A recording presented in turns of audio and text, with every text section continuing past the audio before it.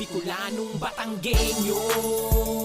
Kakaiba ang bawat luto, kakaiba ang papatikin, mapapakanin sa bawat tingin, gugutumin sa bawat video. Bicolanong Batanggenyo, mga kabibi, nood na dito, matakam sa bawat luto. Mga kabibi, kamusta na? Manood sa video sa luto niya. Bicolanong Batanggenyo, lulutuin ang mga paborito.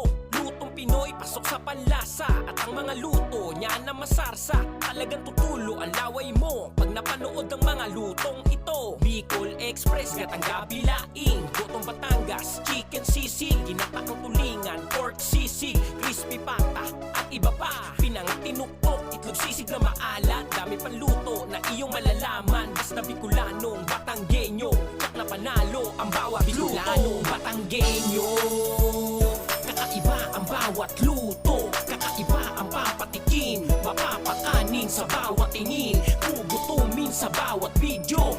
Bicolanong Batanggenyo, mga kabibi, nood na dito, matakam sa bawat luto. Batanggenyo, kakaiba ang bawat luto, kakaiba ang papatikin, mapapakanin sa bawat tingin, gugutumin sa bawat video. Bicolanong Batanggenyo, mga kabibi, nood na dito, matakam sa bawat luto.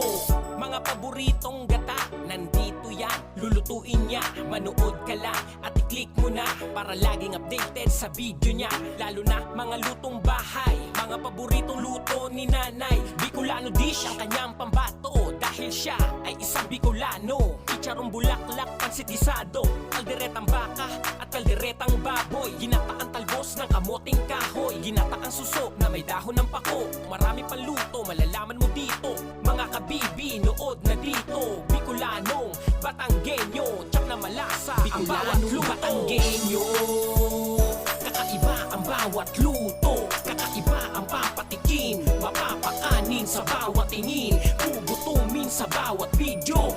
Bicolanong Batanggenyo, mga kabibi, nood na dito, matakam sa bawat luto. Batanggenyo, kakaiba ang bawat luto, kakaiba ang papatikin, mapapakanin sa bawat tingin, gugutumin sa bawat